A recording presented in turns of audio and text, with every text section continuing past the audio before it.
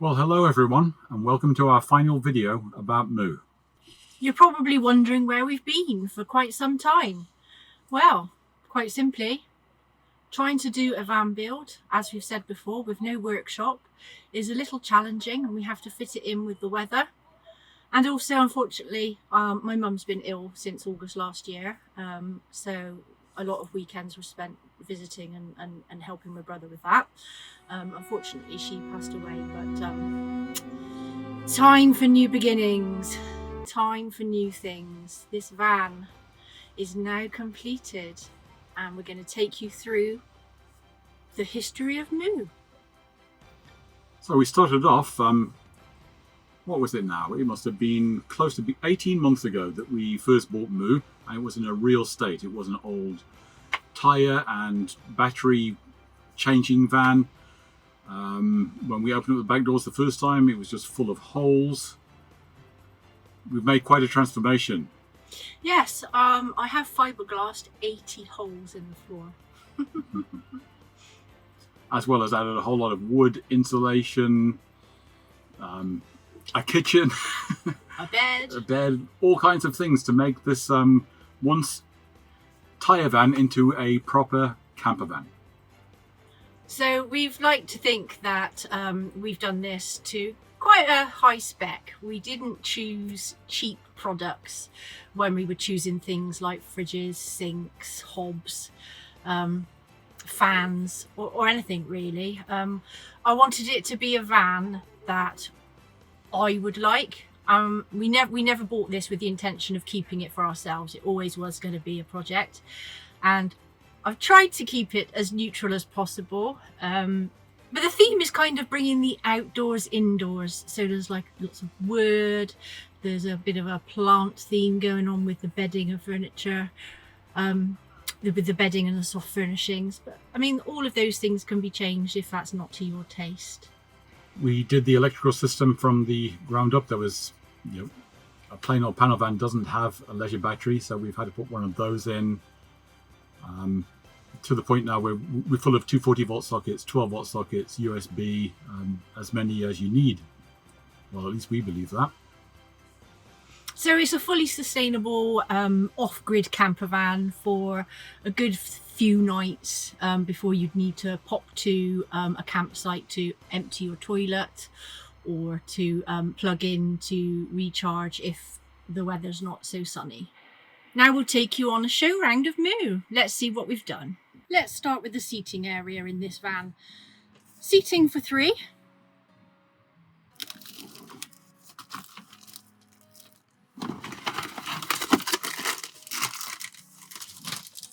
Never been used. Say brand new, unused. Brand new, unused, as is everything in this van. Everything is brand new, unused. Some things have been tested, obviously, to make sure they work, but we didn't feel the need to test the toilet for you, so that's completely brand new and fresh, still with the wrappings. You'll also see there's a USB A and C and a 240 volt socket here. And then to show you the underseat storage, one compartment, as we said, contains the portaloo, and then you have 2 other compartments which light up. And there is also another 240 volt socket. Plenty of places to store shoes, whatever you like really. The seating plan is kind of coded for you to put it back together. 1 dot, 1 dot, 2 dots, 2 dots, 3 dots, 3 dots. Divider curtain, which separates the cab area from the habitation area, or opens it all up as it is at the moment. And then at night time, give yourself some privacy, you just draw them back together. Here's a window. We've fitted blind and fly screen.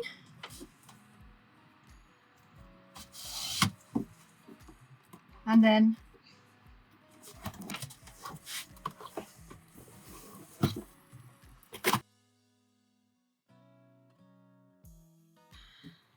this side of the kitchen comprises of a sink with a swan neck tap and extendable hose. This also turns round and makes a shower for if you've been to the beach and you want to hose off. kitchen roll holder, soap and hand wash. We have a 12-volt socket. Here is the monitor for the water levels, and here is the switch to turn on and off the water pump. The water pump we have means that the water doesn't pulsate. It's a steady stream, a steady flow. And just to demonstrate,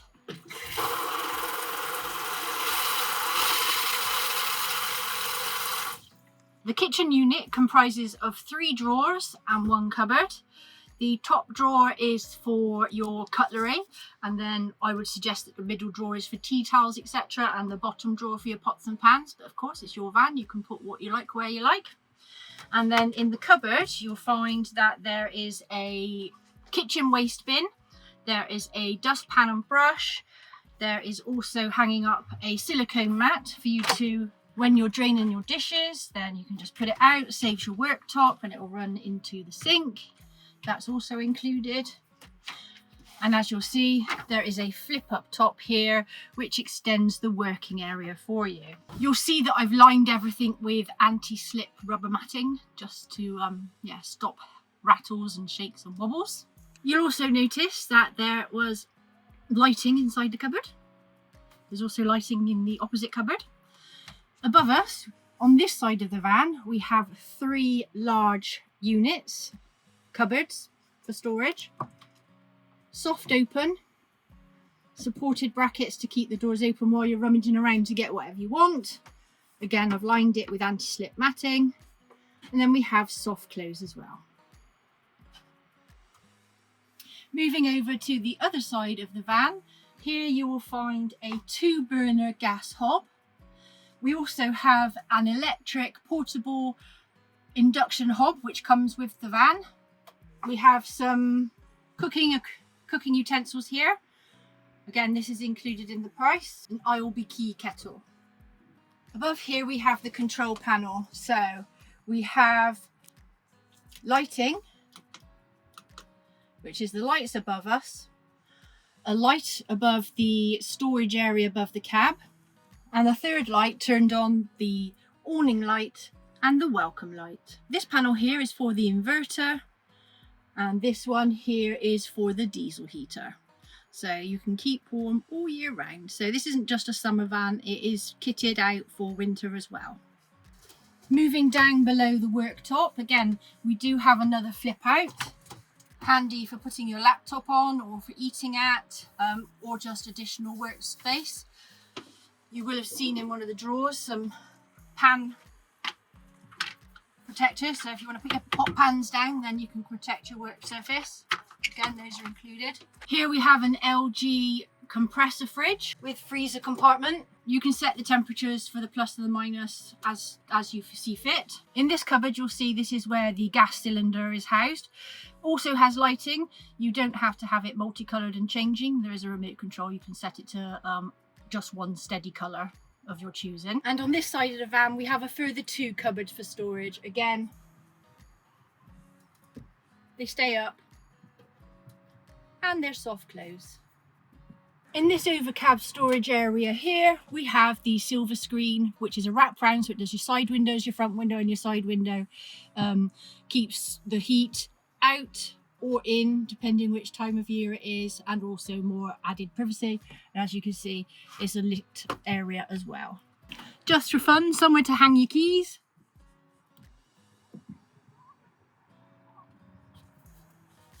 And we also have in this side of the kitchen two 240-volt sockets and a 12-volt socket as well. In the ceiling, we have a fan that will either pull the air in or expel the air out. We also have one at the other end of the van too, so that will circulate the air nicely within the van. With regards to the diesel heater, there are 2 vents, one here and one here, to keep your van nice and warm in the winter. In the bulkhead of the bed, you'll see that there is another 240-volt socket and a 12-volt socket, and there are 4 recesses. You can use these for storage. I've included some baskets, but we'll also include a photo of how you can use it as a decorative space as well. Moving on to the bed section of the van, Here you'll see we have a double bed. We have recesses in both the foot and head area to give you enough extra room. So both Pete and myself are 6 foot and we can easily sleep here. It's got a foam mattress and it has a mattress topper, and all the bedding is included as well. As I say, it's all brand new, never been used. As you can see, there is another USB point above the bed for charging your phones. What kind of fan is it? It's a Sirocco fan, very popular. We like to think that we've thought of every little thing we can for the van, like the anti-slip matting and the, you know, some utensils, etc. It also includes this collapsible step just to help you get onto the bed that little bit more easily. Set in both recesses are reading lights. If you just feel up underneath, you'll feel 3 rocker switches. One is for these lights. The next one is for your reading lights. And the third one is for the lights at the end of the bed. Now you'll notice that there's a window here, a sliding window. And then at night time, we just insert this insulated panel and you're blacked out. So underneath these cupboards and the ones in the kitchen, you will also find 2 rocker switches. One is for light under the van, under the cupboard, and one is to light up the inside of the cupboard. Pin lights inside the cupboards and a strip light under. And then exactly the same with the one in the kitchen.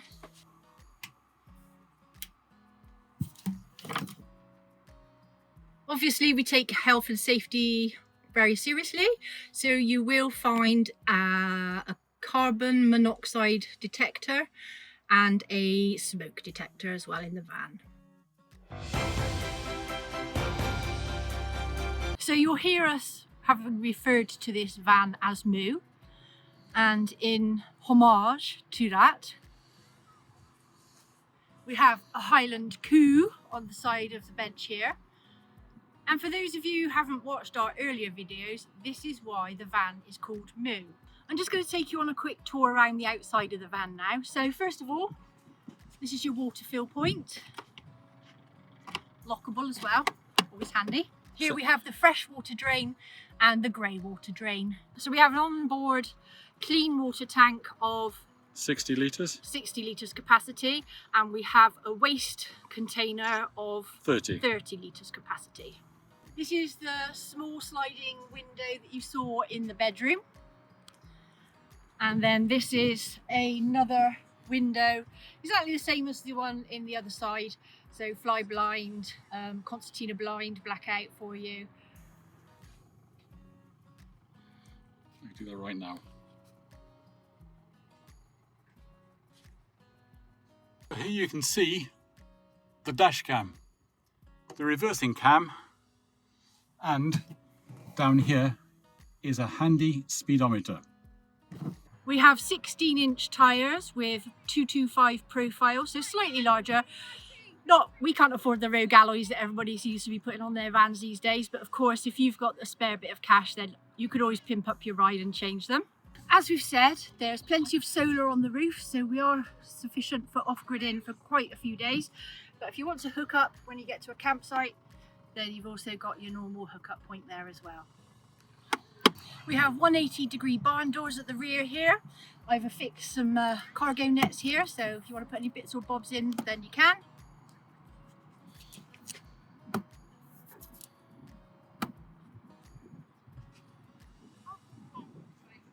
This is a shelf on the rear bulkhead of the bed, and this allows you to put your cup of tea or your cup of coffee or your beer, if you're having a beer in bed on the night watching a movie, then you've got somewhere to place that, somewhere to pop your Kindle and your phone. And then underneath we've got a couple of hooks, so if you've got any wet coats or anything you want to hang up, then you can put them there. We've got rubber matting on the floor, so it doesn't matter if it gets wet, you can mop up the puddles. And then the rest of the stuff in the boot, I'm going to leave Pete to tell you all about, because it's all electrical and there's nothing to do with me.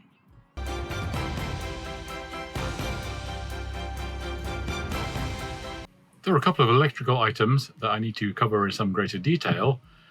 and a hidden trick that we forgot to show you yesterday. So let's get ahead and do that. I've taken the cushions off the seats. There's the toilet.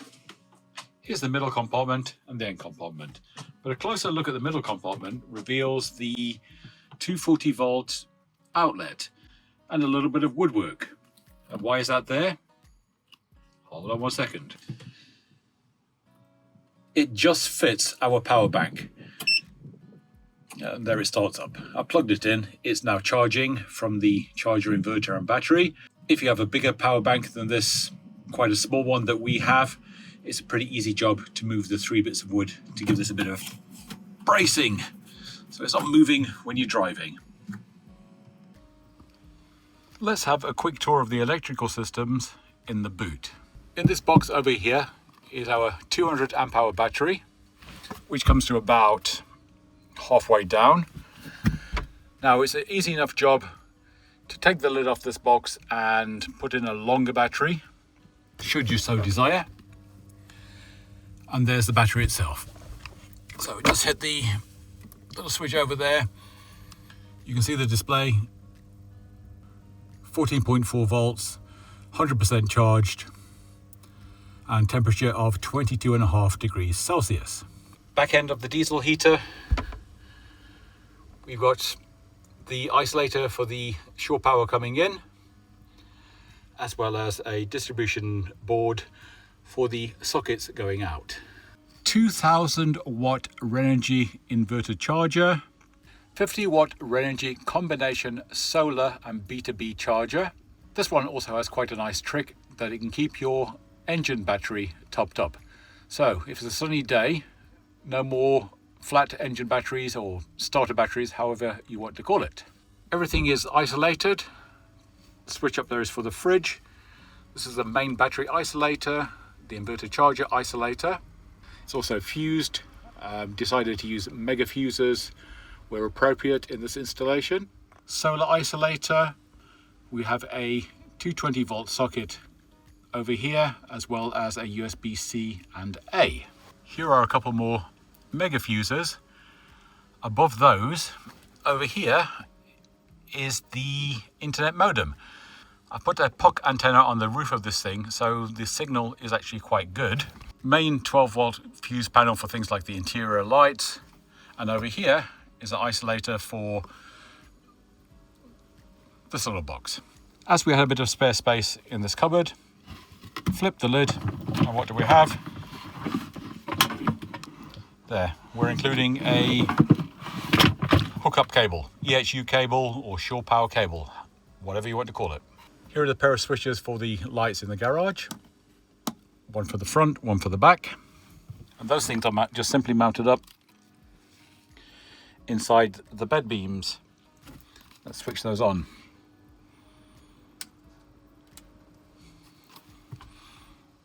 Slightly interesting fact is that these pair of lights over here were original in the van when it was still a tyre fitting van. So I thought it would be nice just to have a little bit of continuity.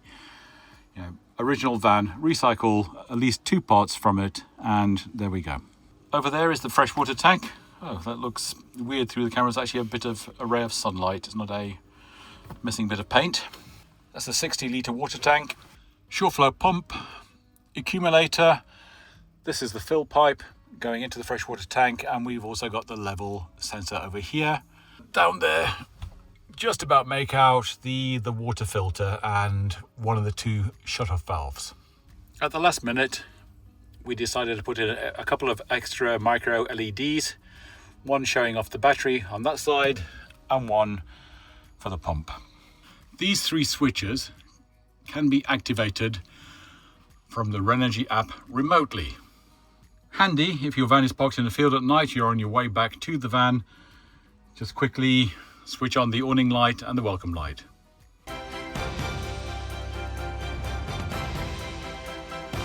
So thanks for watching the show round.